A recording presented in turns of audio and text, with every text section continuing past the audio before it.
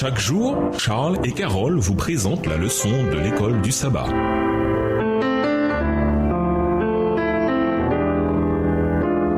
Bienvenue dans votre émission. Dieu nous parle. Nous voilà à la leçon de mardi. L'étranger qui est dans tes portes. Lisons Exode 19, le verset 6. Que nous dit ce texte sur le statut du peuple d'Israël de l'Ancien Testament? Voir aussi 1 Pierre 2, le verset 9. Exode 19, verset 6. Vous serez pour moi un royaume de sacrificateurs et une nation sainte. Voilà les paroles que tu diras aux enfants d'Israël. 1 Pierre 2, le verset 9. Vous, au contraire, vous êtes une race élue, un sacerdoce royal, une nation sainte, un peuple acquis afin que vous annonciez les vertus de celui qui vous a appelé des ténèbres à son admirable lumière. Le peuple d'Israël avait été appelé à sortir d'Égypte pour être le peuple de l'alliance de Dieu, la nation grâce à laquelle, s'il était resté fidèle, l'évangile aurait été annoncé dans le monde entier. Il ne fait aucun doute qu'il était l'objet d'une intention et d'une préoccupation particulière de la part de Dieu, qu'il bénéficiait de privilèges spéciaux et qu'il avait également de grandes responsabilités. Lisons Exode 23, le verset 12. Que se passe-t-il ici?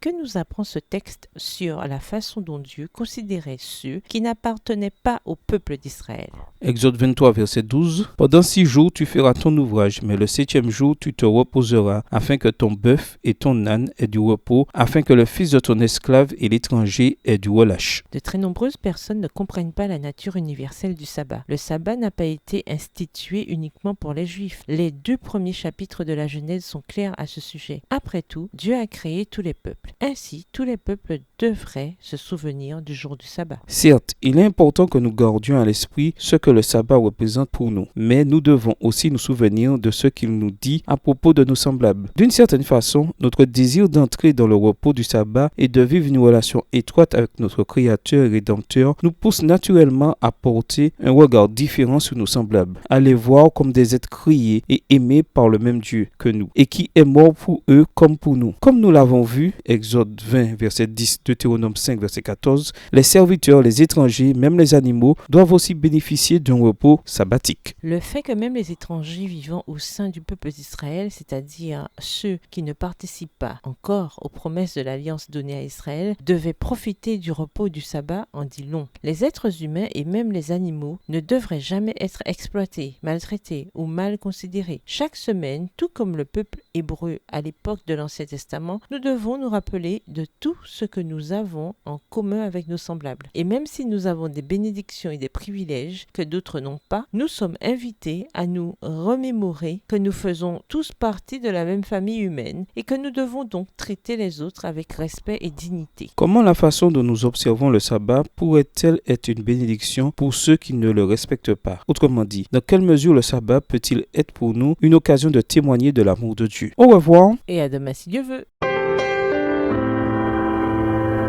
Dieu nous parle. Chaque jour, Charles et Carole vous présentent la leçon de l'école du sabbat.